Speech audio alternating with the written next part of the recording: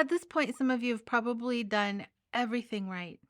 You've chosen a good notebook, you've picked the right size, and you've simplified your inserts, and yet the notebook still sits there. So today I want to talk about the part that nobody likes to admit. Sometimes the problem is not the setup, it's how we relate to the notebook. A lot of people will treat their notebooks like it's a finished object. They will wait for the right pen, the right moment, the right mood, and that turns the notebook into something fragile. And fragile things do not get used. Some notebooks will become decor. They look beautiful. They sit on a desk. They feel important, but they stop being tools. And a notebook that feels precious and it creates pressure, and pressure creates avoidance. Some people keep reconfiguring. Okay. Some people will, shift pages around and they just keep moving it around and reconfiguring it.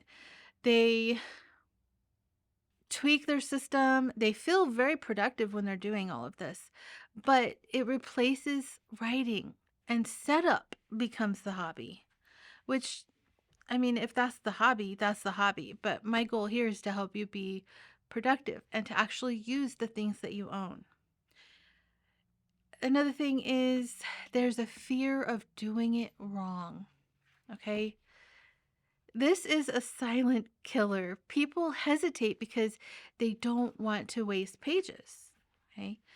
They don't want to ruin the notebook, especially when you have something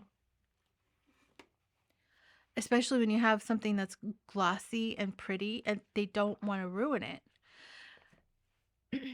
So what do? We protect it. We will put it in a safe place and cover it and make sure it's in its little cloth bag or in a drawer somewhere so that it can't get ruined.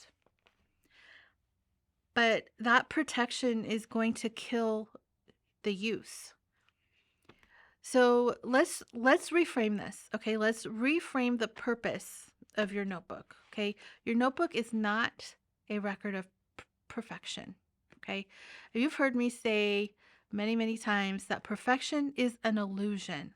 And so your notebook is definitely not a record of perfection. It's a working surface. And it's allowed to be messy. It's allowed to evolve. It's allowed to be used up. Okay? That's not failing. That's a success. When you use your things, that's success. So what I see most in people who actually use their notebooks is this. Okay? They stop treating the notebook like it's special and they treat it like it's normal. And that helps create consistency. I'm all about consistency. All the choices that we talked about in this series matter, okay? They reduce friction, but behavior matters too. A good system supports action. It does not replace it.